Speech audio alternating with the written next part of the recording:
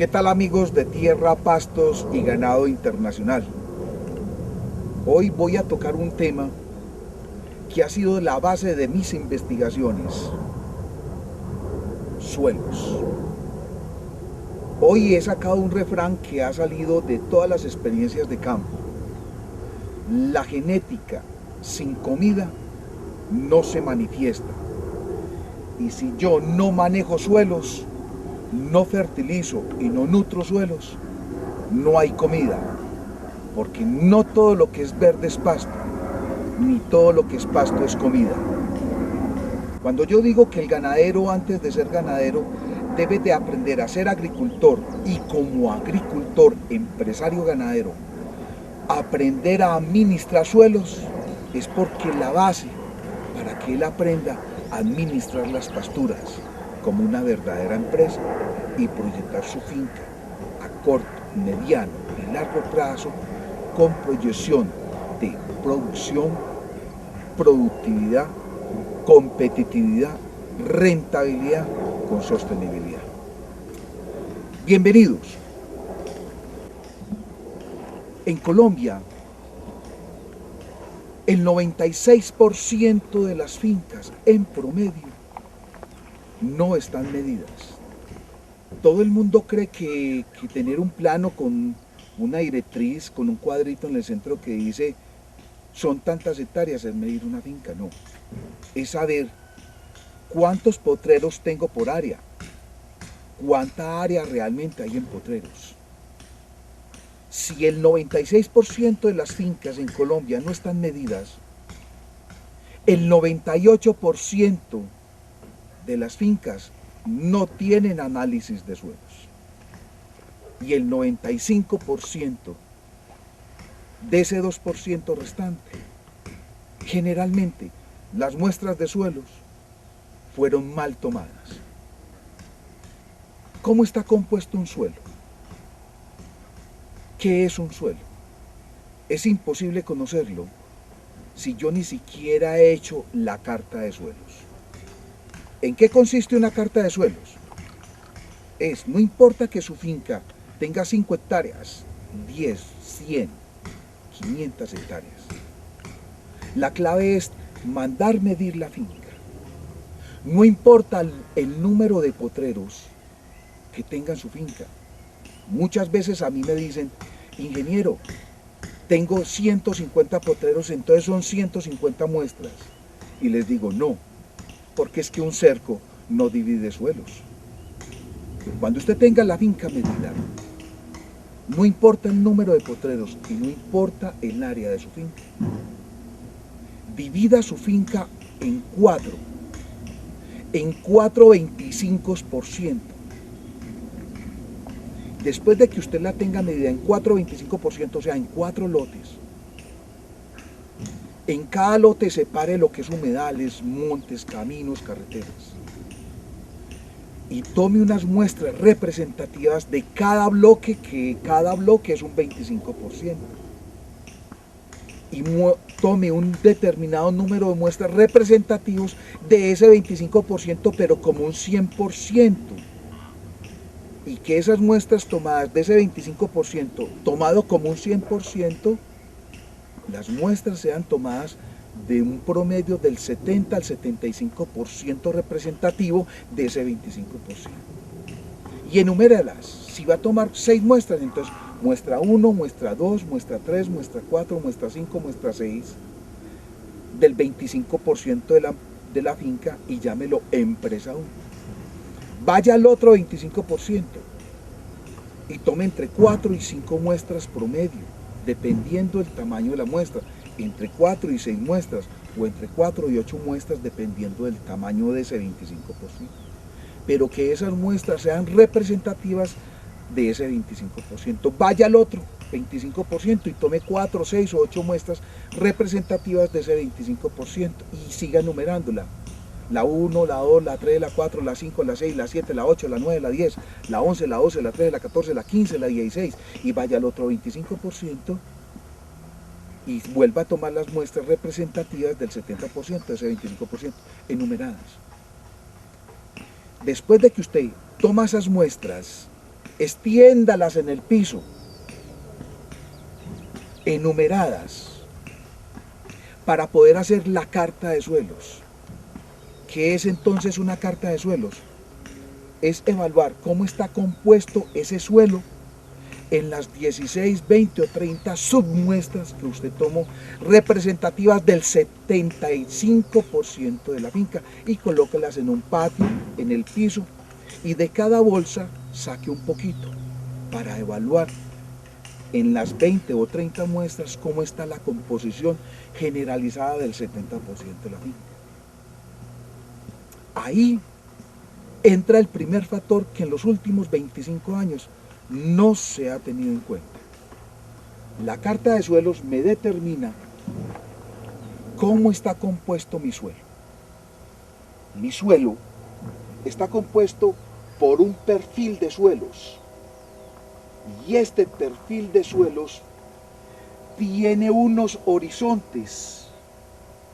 Si ustedes están notando el primer horizonte, que es un material de color café claro, café oscuro, a negro y negro oscuro, que son las variaciones de coloraciones, lo que están viendo ustedes entonces es que este primer horizonte, mire la composición del grosor del horizonte.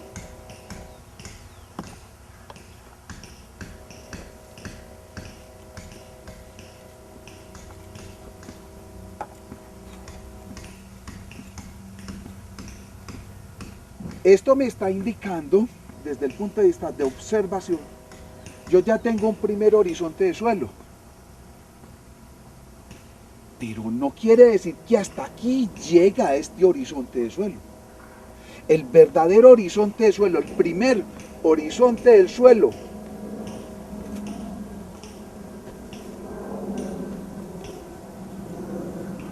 es realmente este. Desde la superficie del suelo hacia abajo, a un promedio de 40 centímetros, a un promedio de 30 centímetros, a un promedio de medio metro, a un promedio de 35 centímetros. Este es el primer horizonte de suelos. Pero en un mismo perfil de suelos, yo encuentro que el primer horizonte tiene diferentes amplitudes en grosor. O sea que esto me está indicando que yo en un perfil de suelo puedo encontrar un primer horizonte que es oscuro, café, café claro, café pardo, café oscuro, café negro, negro, negro oscuro, de diferentes tonalidades. Y viene otro segundo horizonte, mucho más abajo. Conclusión: un suelo se compone en un perfil de suelo por diferentes horizontes, y esos horizontes tienen diferentes amplitudes o grosores. Hay ciertos sitios, como en este caso, este primer horizonte va desde un café claro a un café oscuro, a un café tirando a pardo oscuro, a un café tirando a negro, mientras que aquí el grosor varía siendo el mismo horizonte. Aquí el grosor varía siendo el mismo horizonte. Aquí el grosor varía siendo el mismo horizonte. Aquí el grosor varía siendo el mismo horizonte. En un mismo horizonte de suelos, en el primer horizonte de suelos, usted va a encontrar variaciones de coloraciones que no son determinantes de diferenciación de suelos, sino que en ese mismo horizonte, por su formación geológica natural, va a haber variaciones de coloraciones en diferentes tonalidades, pero que son el mismo suelo. Porque yo, como ingeniero agrónomo, no le puedo decir al dueño de la finca: vea, este suelo es diferente a este es diferente a este es diferente a este es diferente a este es diferente a este y este es diferente a este. O sea que, ¿cuántas muestras irían? 1, 2, 3, 4, 5, 6. 6 muestras. Pero viene la pregunta. Esas variaciones de coloraciones en los horizontes de suelo está repartido en toda la finca. Y si su finca son 100 hectáreas, ¿cómo va a hacer usted para diferenciar dónde la finca, el primer horizonte es así de grueso? ¿Dónde la finca, el primer horizonte es así de grueso? ¿Dónde la finca, el primer horizonte es de grueso como este? ¿Dónde la finca, el primer horizonte es de grueso como este? ¿Dónde la finca, el primer horizonte es de grueso como este? Usted no es capaz de determinar cuántas áreas tienen un grosor de 30 centímetros en el primer horizonte, cuántas hectáreas tienen un grosor de 10 centímetros. Ahí es donde no me inventé, diseñé la carta de suelos. Y es tomar muestras del 75% representativo de la finca, sacar esas muestras y estirarlas en un patio para ir evaluando cómo encontré las diferentes tonalidades de los diferentes suelos en el primer horizonte de suelo. Uno de los grandes errores, he encontrado fincas que llegan hasta con 45 muestras que mandaron al laboratorio, que porque el suelo de aquí era diferente acá y de aquí era diferente acá. Entonces, ¿cuántas muestras hay que tomar por 100 hectáreas, por 10 hectáreas, por 15 hectáreas? Es un error, pero es un error de conceptualizar el libro con la realidad del tipo de suelo que usted tiene en su finca. La carta de suelos me determina a mí realmente cómo están mis variaciones de coloraciones en los diferentes horizontes, principalmente en el primer horizonte que hay en el suelo, de acuerdo a la topografía. ¿Cuánto de su finca es semiplana? ¿Qué porcentaje de su finca es semiplana? ¿Qué porcentaje de su finca es pendientes onduladas suaves?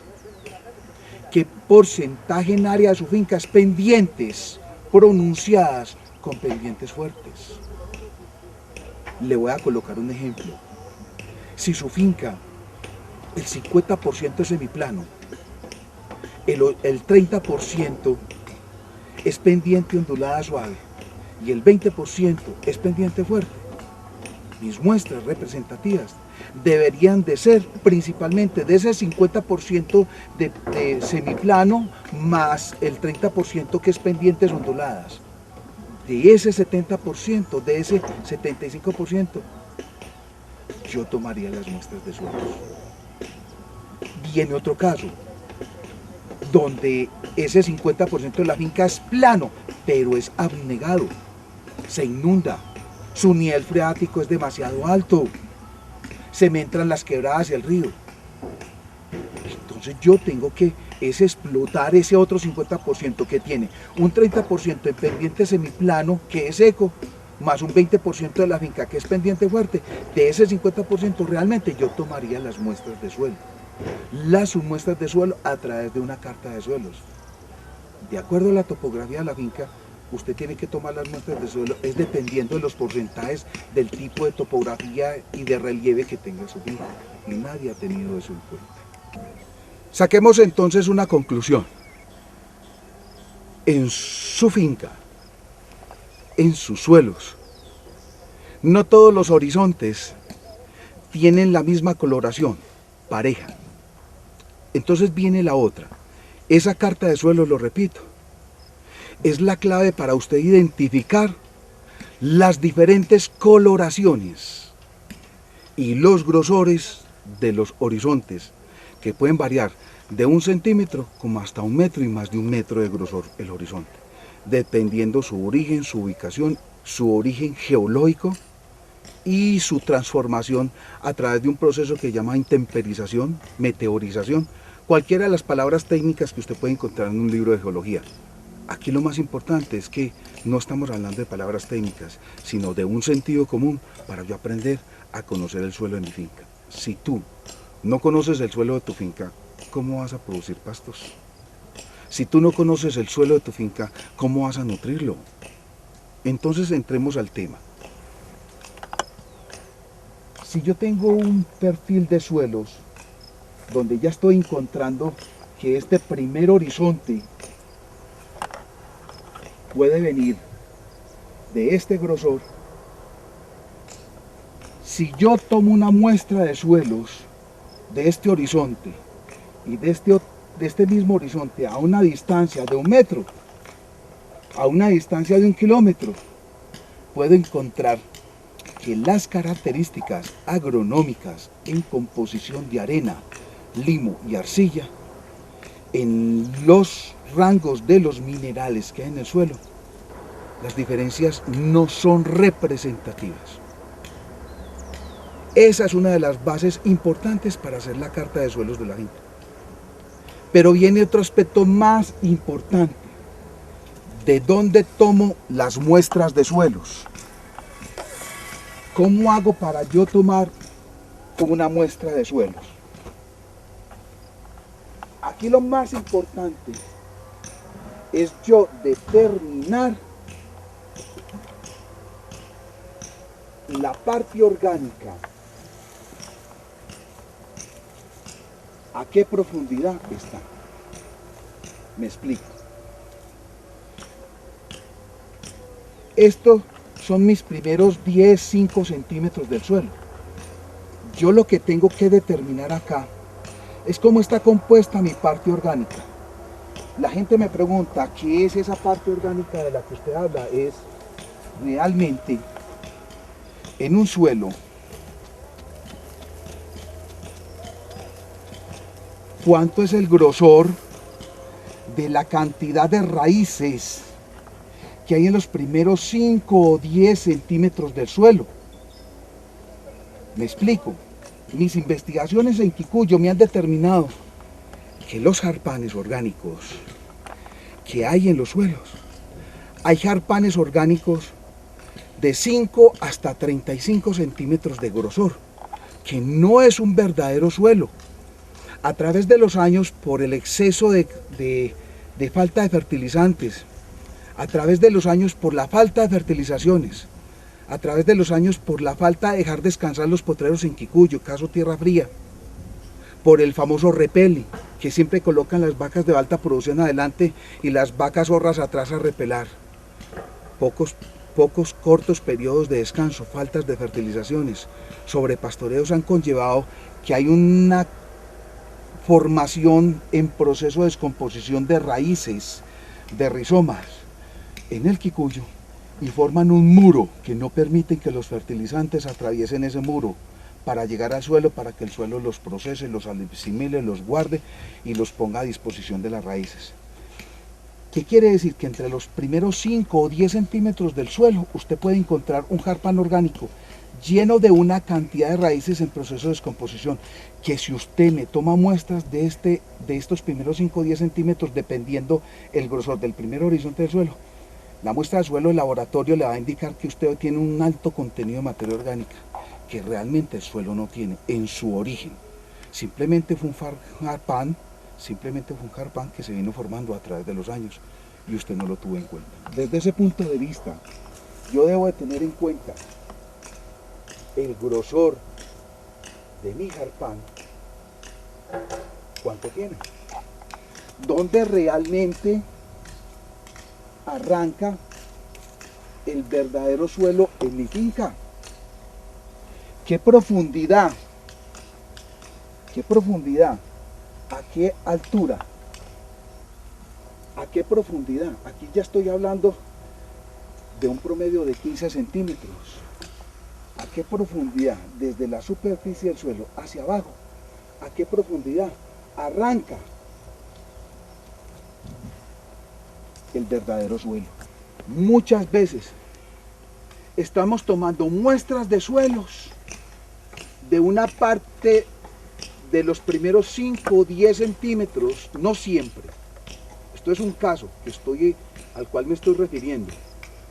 Muchas veces tomamos muestras de suelo de los primeros 2, 3, 4, 5 o 10 centímetros de suelo y mandamos estas muestras al laboratorio, y esto no es un verdadero suelo.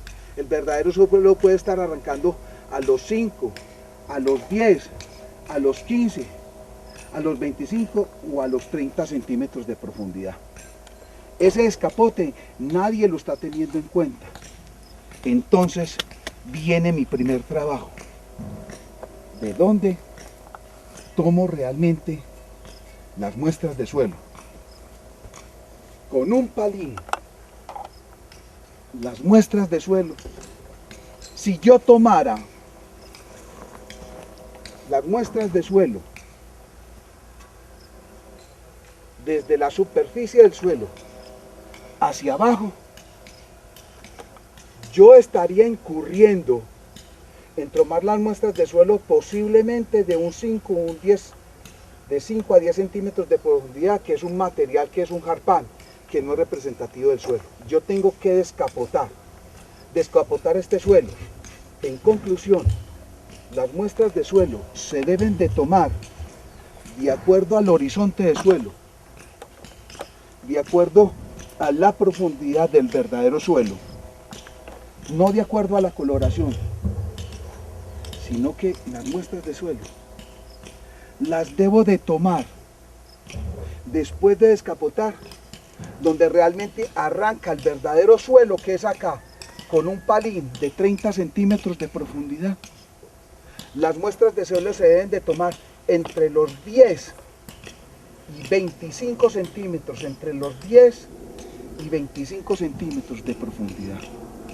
Hoy con este palín, con una franja blanca, estoy indicando que cuando yo identifique dónde arranca el verdadero suelo, las muestras de suelo se deben de tomar entre los 10 y 25 centímetros de profundidad, de un palín de 30 centímetros de profundidad.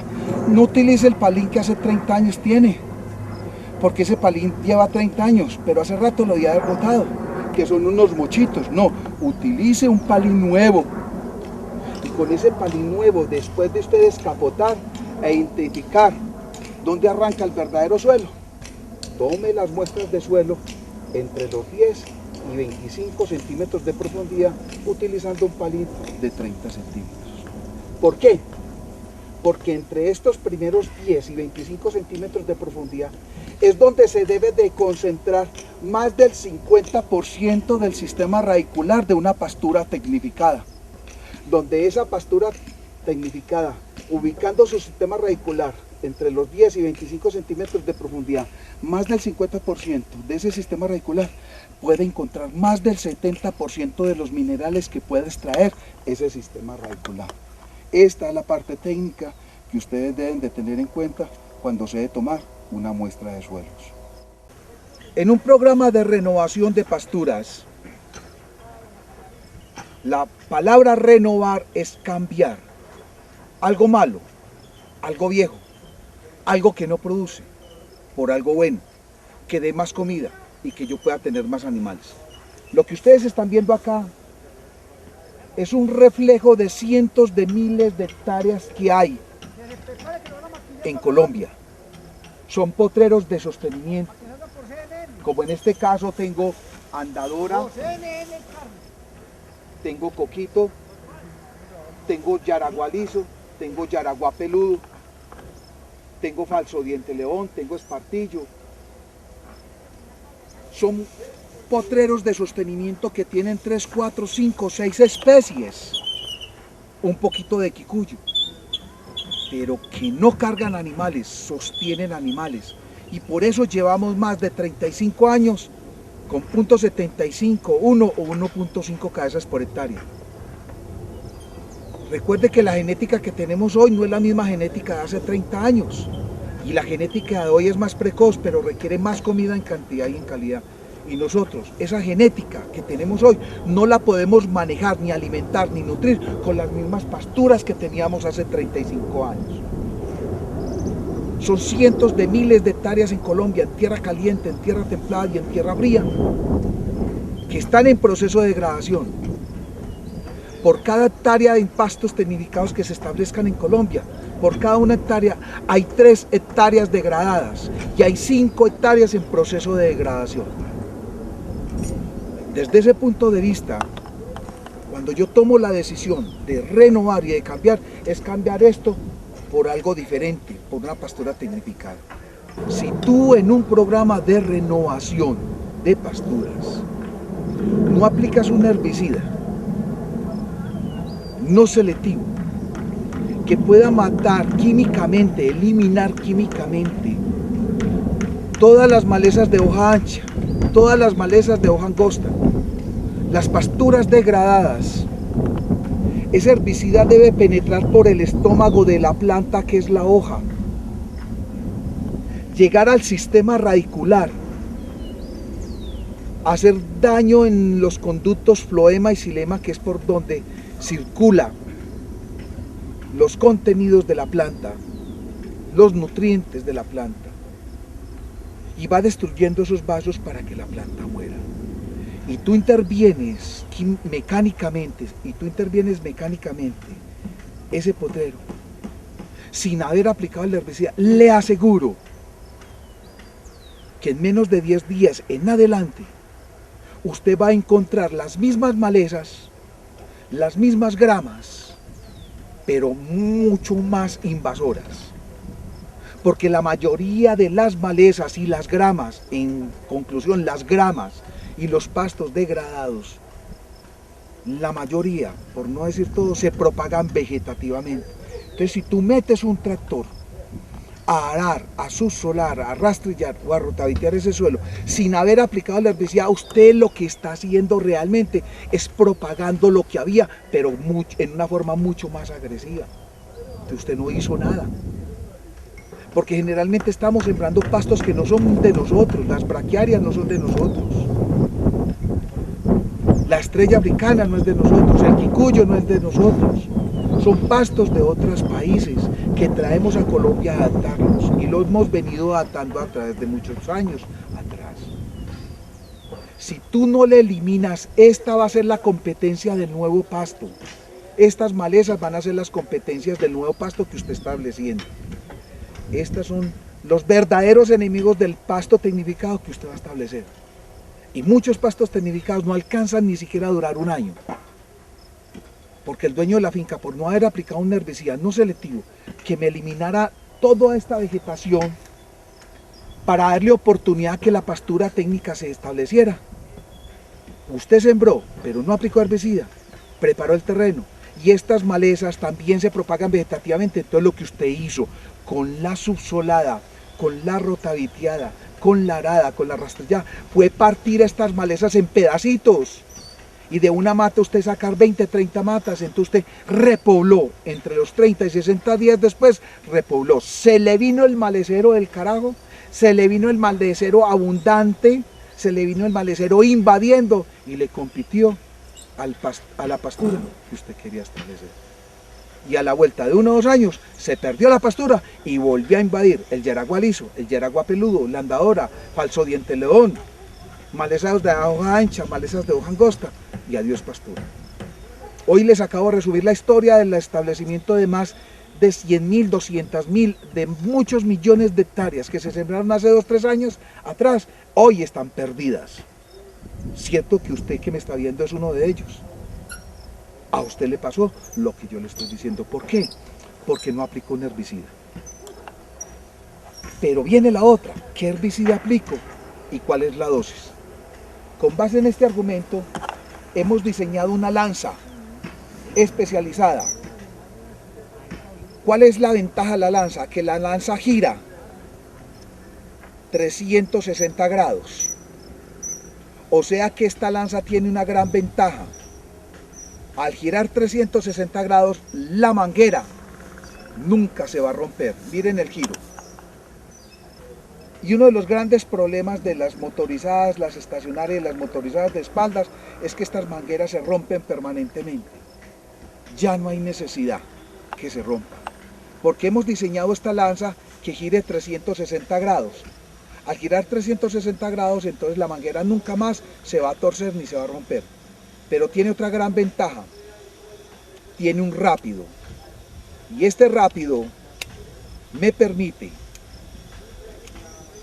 en un momento dado yo retirar la lanza de la fumigadora en el momento en que yo quiera lavar la fumigadora. Primer ventaja, tiene un rápido que yo en un momento dado lo puedo quitar para independizar la lanza de la fumigadora motorizada de espalda y así poderle darle el aseo pertinente todos los días después de utilizarla. ¿Cuál es la otra gran ventaja? Que esta lanza tiene un mango filtro. Gente, la mayoría de los fumigadores siempre le hacen un roto a las boquillas,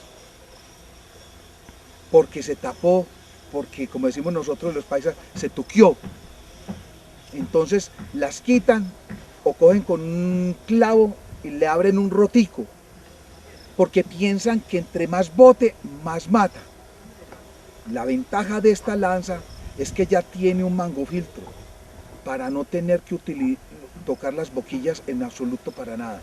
Al no tener que tocar las boquillas, usted lo primero que hace es quitar el mangofiltro, lavar el mangofiltro, lo vuelve a colocar y listo. O sea que ya con esta lanza usted no tiene necesidad de tocar las boquillas para nada. Pero tiene otra gran ventaja. Son dos lanzas en una. Esta gran ventaja de tener dos lanzas en una es que usted la afloja, saca esta lanza, todo lo que usted quiera. O sea que son dos lanzas en una. Estas dos lanzas en una es la que me permite tener la oportunidad de bañar ganado en menos tiempo. Usted tiene animales briosos que no se dejan arrimar, los puede bañar con esta lanza sin que el animal se dé cuenta. Esta lanza al multipropósito sirve para controlar malezas, para programas de renovación, sirve para controlar plagas en pasturas tecnificadas, sirve para lavar establos, sirve para bañar ganado, sirve para desinfectar establos, sirve para fumigación en frutales, por la amplitud que tiene. O sea que si usted está viendo, tiene una altura, al aflojarla más, sigue saliendo la lanza, y yo puedo fumigar frutales que tengan más de 5 metros de alto.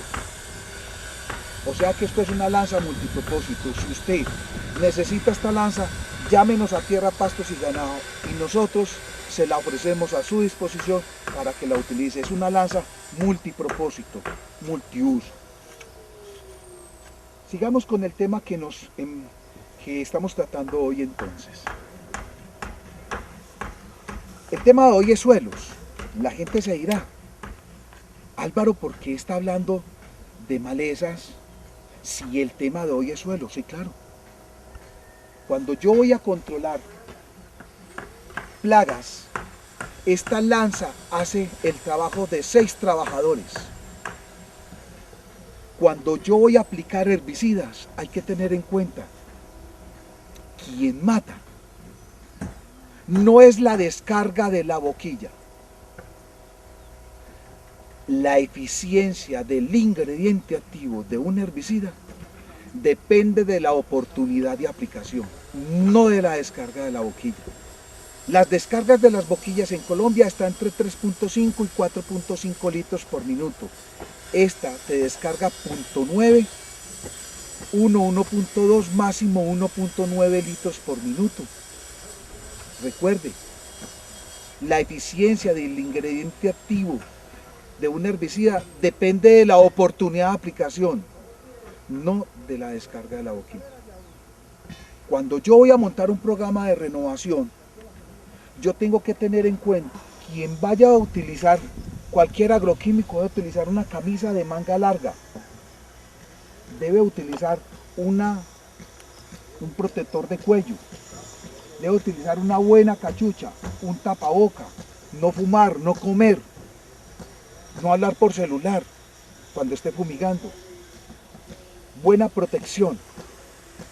Son implementos de seguridad. Esto se llama también bioseguridad.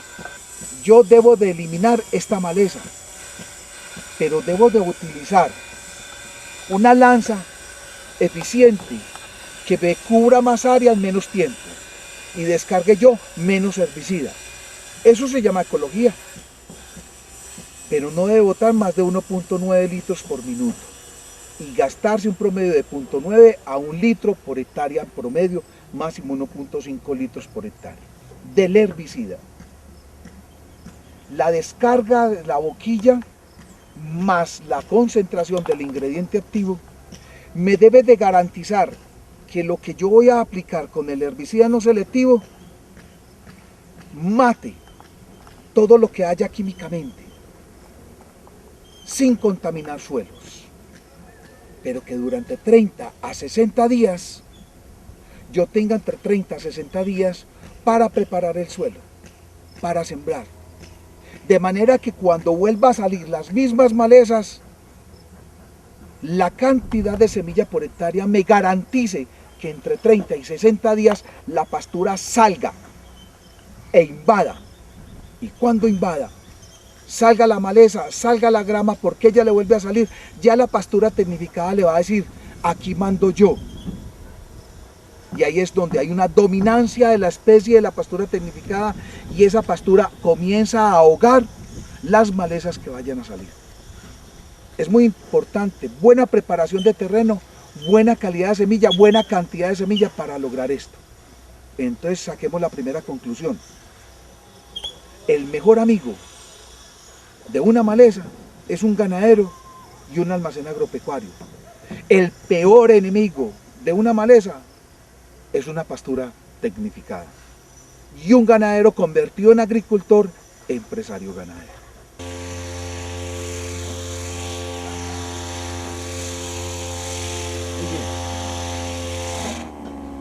Este es el concepto que nosotros debemos reevaluar.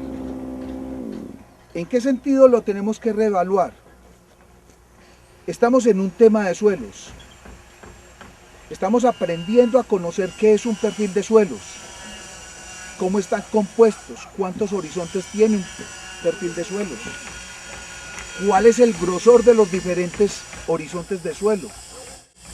Pero viene una pregunta.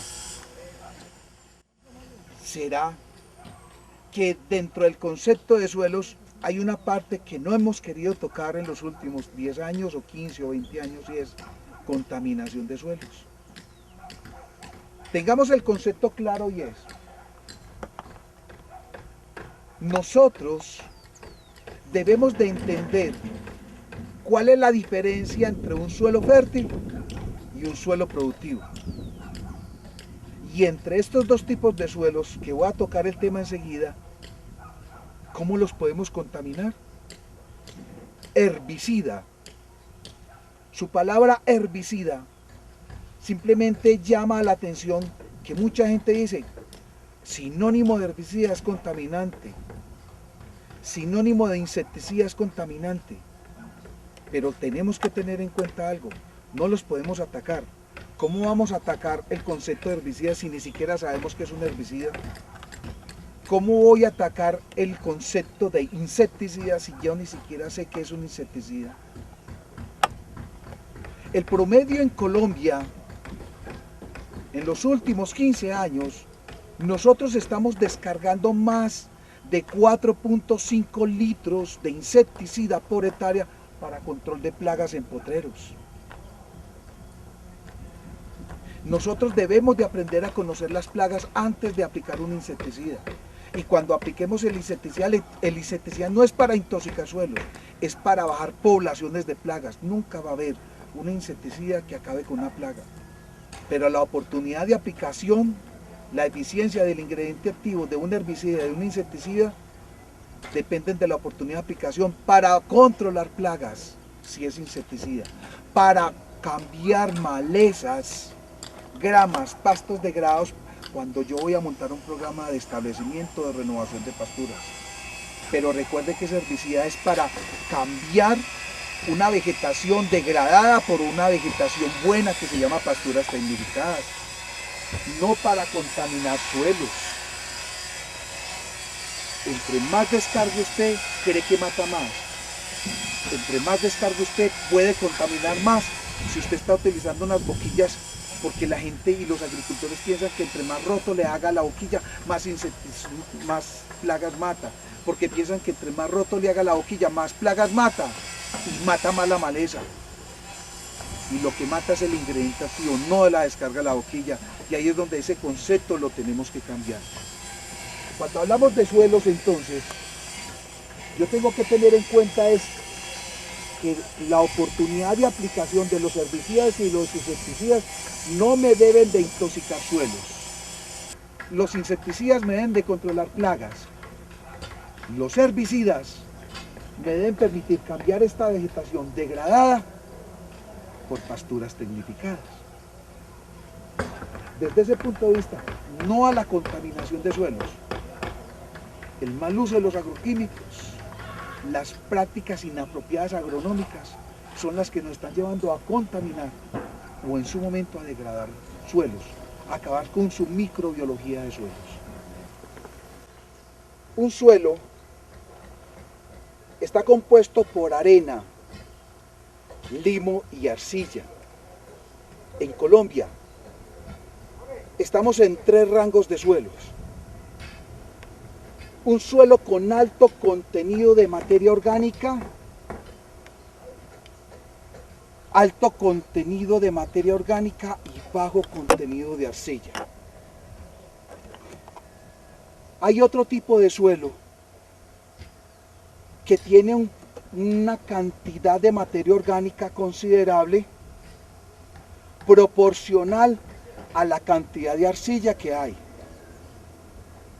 Pero hay otro tipo de suelos donde hay un alto contenido de arcilla, bajo contenido de materia orgánica. Nosotros en Colombia podemos decir que nuestros suelos están entre 3 rangos de suelos. Lo repito, un suelo, que es un extremo, un suelo de alto contenido de materia orgánica y bajo contenido de arcilla. Un suelo que tiene muy buen rango en contenido de materia orgánica y un buen rango proporcional a la materia orgánica de arcilla. Y otro tipo de suelo donde tengo un alto contenido de arcilla y muy bajo contenido de materia orgánica. Ahí es donde nosotros encontramos los suelos de Colombia. Pero viene otro concepto, y es cómo está compuesto un suelo. Un suelo está compuesto por arena, limo y arcilla. El suelo ideal es aquel suelo ideal donde el 50% de ese suelo es arena, un 25% es limo y un 25% es arcilla. Una de las grandes características de la arena es permitir en el suelo filtración. Una de las grandes características del limo es retener humedad, moléculas de agua. Yo comparo la arena como aquella arena que se utiliza para hacer una plancha de cemento, de concreto. Yo comparo la arena como aquella arena de río que se utiliza para hacer una plancha de concreto. Y comparo el limo con aquella arena fina que se utiliza para hacer un revoque de una pared. La arena me permite filtración. El limo es una arena muy fina y entre partícula y partícula de limo se quedan moléculas de agua. O sea que el limo tiene como función en el suelo retener humedad. Y la arcilla tiene un papel fundamental en el suelo y es almacenar minerales como papel principal. No quiere decir que también no vaya a retener humedad, claro que la retiene. O sea que los suelos están compuestos por arena, limo y arcilla. Cuando en su análisis de suelo le llega que su suelo es franco, el solo hecho de que el suelo tenga arena, limo y arcilla, dele la característica de ser un suelo franco. Si es un suelo que tiene mucha arena, mucho limo y poca arcilla, lo puede considerar como un suelo franco, areno, limoso. Si su suelo es un suelo que tiene mucha arcilla y mucha arena, usted le puede dar la característica de ser un suelo franco, arcillo, arenoso. Si este suelo, en su composición estructural, es un suelo que tiene mucha arcilla, bastante limo y poca arena, es un suelo que usted le puede dar la característica de ser un suelo areno, limoso. Si este suelo, en su composición estructural, en el análisis de suelo le dice que este suelo tiene mucha arcilla y mucha arena y poco limo, es un suelo que le puede dar la característica de ser un suelo franco areno, franco arcillo arenoso. Y eso le indica a usted si es un suelo que retiene mucha humedad, si es un suelo que filtra mucha agua, si es un suelo que tiene muy poquita arcilla, si es un suelo que tiene mucha arcilla, pero poca capacidad de retener humedad. Son suelos que se pueden endurecer en un momento dado, después de un aguacero, se filtra el agua y se endurece. Desde ese punto de vista, ¿cuál es su suelo de su finca? ¿Cuál es la composición de arena, de limo y de arcilla? Porque dependiendo de la composición de arena, limo y arcilla, usted va a tener un suelo que se lixivian, que se percolan, que se lavan muchos minerales cuando llueve mucho en esa zona. Si es un suelo con alto contenido de limo, alto contenido de arena y poco contenido de arcilla, es un suelo muy pobre en capacidad de retención de minerales. Si es un suelo que tiene mucha arcilla y poca arena y mucho limo, es un suelo de mucha capacidad de retención de humedad, pero es un suelo que se endurece muy rápido, porque hay una sinergia entre el limo y la arcilla. Cuando llueve, retiene humedad el limo, y la arcilla almacena humedad. Esos dos contrastes se pegan sinérgicamente, directamente proporcionales, y eso es lo que le permite que el suelo sea duro, como una piedra, y lo tenemos en las zonas del valle. Ahora, vuelvo a repetir, ¿cuál es su suelo?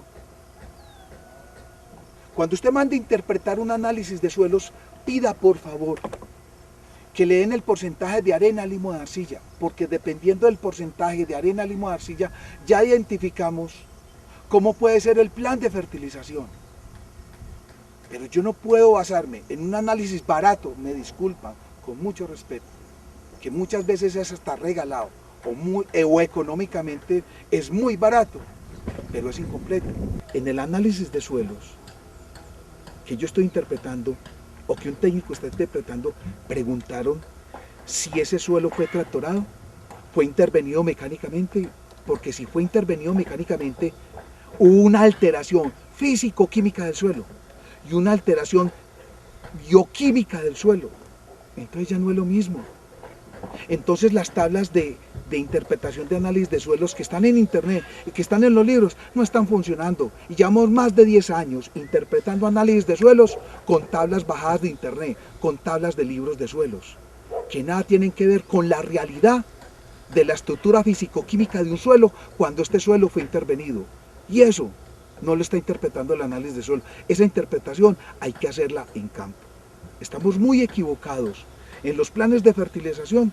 Por eso yo digo que es más peligrosa la acidez inducida de un suelo que la misma acidez natural que tiene el suelo, porque nos estamos basando en tablas y en cuadros que nada tienen que ver con la realidad de esa finca, con la realidad del suelo de esa finca, porque la realidad de ese suelo de la finca fue que fue intervenida mecánicamente, alteraron la estructura bioquímica y biofísica del suelo. Entonces, ¿para qué la tabla? Ya la tabla no funciona. Los rangos de los minerales de ese libro ya no funcionan. Hay que evaluar cómo fue intervenido este suelo, de dónde tomo las muestras de suelo, cuál fue el horizonte del suelo, cómo es el perfil del suelo, qué tipo de mecanización le hicieron, para yo saber realmente cómo es la estructura, cómo es la composición en arena, limo y arcilla, cuál es el contenido de materia orgánica que tiene este suelo. Y dependiendo de eso, es la preparación, el establecimiento de las pasturas, los planes de enmienda y los planes de fertilización. Y eso no le están pidiendo laboratorios, porque no hay ningún laboratorio que determine eso. Sí hay un laboratorio, y se llama el potero que usted está tecnificando.